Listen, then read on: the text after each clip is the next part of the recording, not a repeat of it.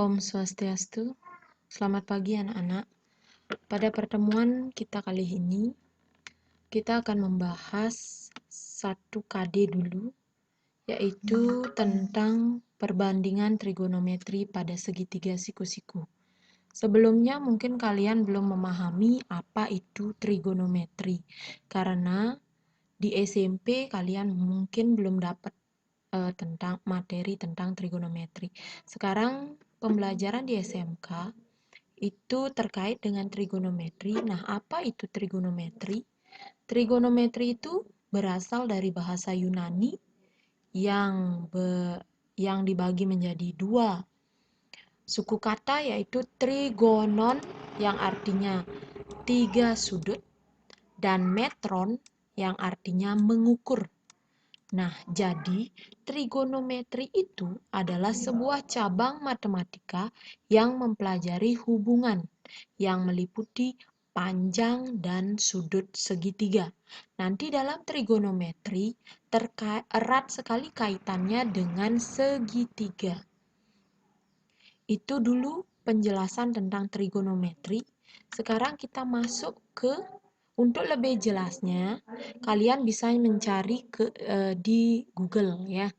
Jadi untuk lebih jelasnya, penjelasan apa itu trigonometri, asal muasalnya, bagian-bagiannya, itu silakan bisa dicari di Google. Kita lanjut ya ke KD 3.8. Itu KD yang pertama, yaitu membahas tentang perbandingan trigonometri pada segitiga siku-siku.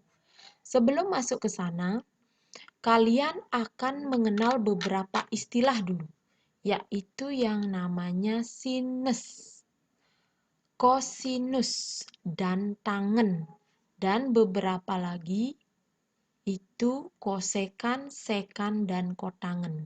Sambil jalan nanti kalian pahami ini, karena inilah perbandingan trigonometri pada segitiga siku-siku akan didefinisikan sebagai sin, cos, dan tan. Sebelum lanjut, tadi kan Ibu sudah bilang bahwa untuk mencari perbandingan trigonometri kita menggunakan segitiga. Jadi segitiga yang kita pakai adalah segitiga siku-siku, di mana siku-siku di sudut B, ya. Kita perhatikan segitiganya dulu. Nah, bentuknya seperti ini, ada yang arah condong ke barat, arah condong ke timur, ya. Jadi kita coba perhatikan dulu yang pertama, segitiga ABC, di mana siku-sikunya di B, ya. Siku-sikunya di B. Sehingga di SMP kalian sudah tahu yang mana namanya sisi miring, ya. Jadi sisi miring itu adalah ini. Nah, kenapa dibilang sisi miring? Harusnya sudah tahu jawabannya. Sisi miring itu letaknya adalah di depan siku-siku. Jadi depan siku-siku itu pasti sisi miring. Nah, kemudian kita lihat dulu segitiga A, B, C. Kita definisikan dulu namanya ya. Jadi kita perhatikan dulu sudutnya. Nah, ini orientasi sudut, ingat ya, beda-beda nantinya. Ada sudutnya di sini letaknya, yang gambar kedua sudutnya di sini. Jadi mohon ingat catatannya ini, sisi depan dan sisi samping dapat berubah tergantung sudut yang digunakan. Sedangkan sisi miring selalu sama, yaitu sisi terpanjang dan letaknya selalu di depan sudut siku-siku. Ya, ini namanya miring. Kalau sudutnya letaknya di sini, ya, letaknya di sini, maka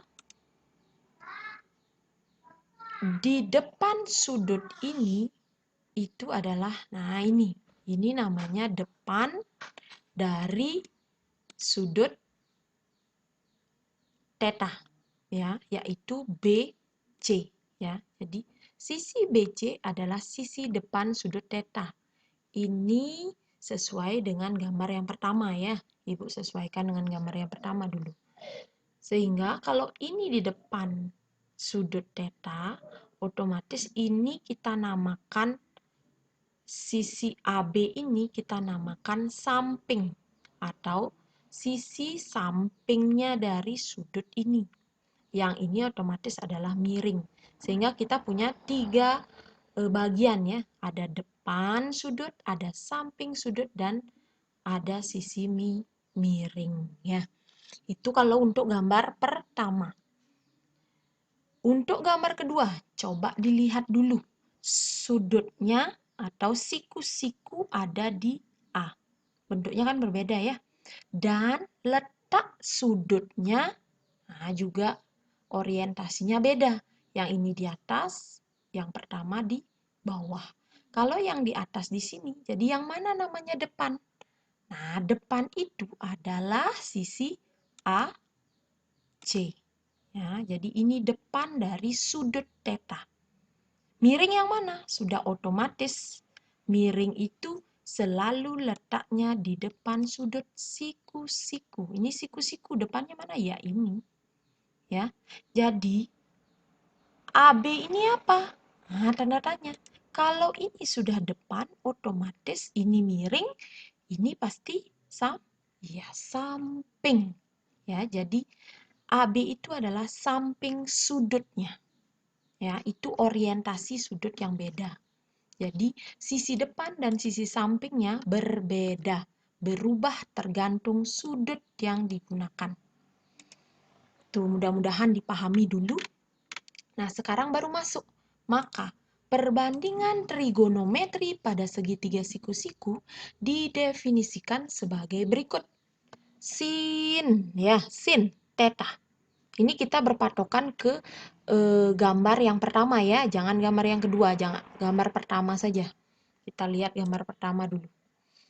Sin itu adalah depan per miring atau depan bagi miring. Caranya biar memudahkan menghafal adalah demi, kita ambil ininya aja, demi. Berarti artinya depan dibagi miring atau depan per miring.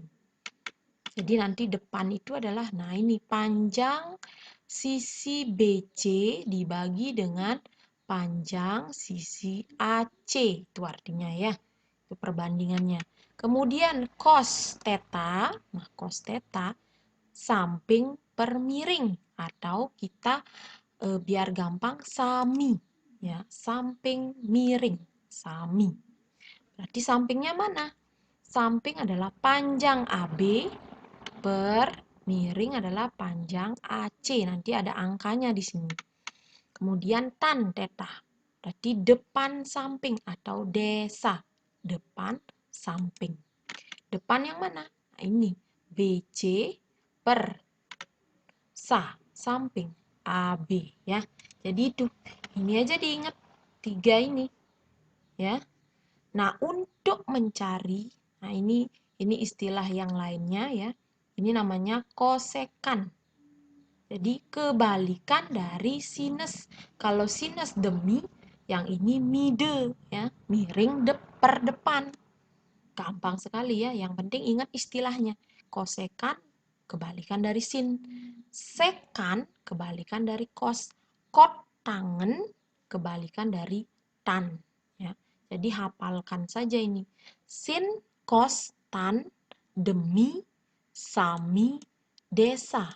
Demi depan miring, sami samping miring, desa depan samping. Nah, itu diingat. Ini keterangannya, sin untuk sinus, cos untuk kosinus, dan seterusnya. Nah, ini contoh. Contoh yang pertama dulu. Tentukan semua perbandingan trigonometri untuk sudut alfa pada segitiga ABC dan sudut beta ini pada segitiga PQR ya. Kita bahas satu persatu dulu. Untuk segitiga siku-siku ABC dulu ya. AB akar 3. Kita bawa ke sini dulu ya. Satu aja dulu. Segitiga siku-siku ABC. Nah, gambarnya Ibu kasih di sini dulu. Diketahui apa? Panjang sisi AB. Itu artinya apa? Kalau sudutnya ini, berarti AC ini apa namanya? Iya, miring. Kalau yang AB apa namanya? Iya, depan. Ya. Jadi kalau yang di sini BC itu namanya samping ya.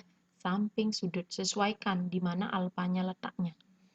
Jadi, oh ternyata AB itu adalah sisi depan sudut itu sudah ada nilainya, yaitu akar 3. BC berarti sisi samping. Berarti sudah ada nilainya yaitu 1. Sehingga lihat dulu segitiganya. Apa yang belum? Oh ternyata AC atau miring itu yang belum. Gimana caranya nyari AC? Nah ini, ingat. Gunakan teorema Pitagoras.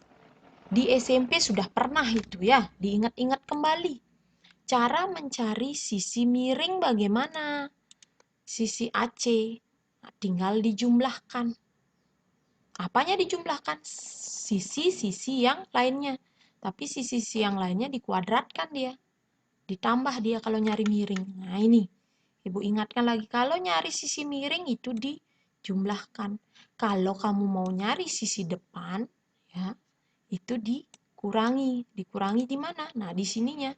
Ya, yang lainnya ya tetap dikuadratkan nanti. Ya, sisi yang lainnya dikuadratkan. Untuk nyari sisi samping ya dikurang.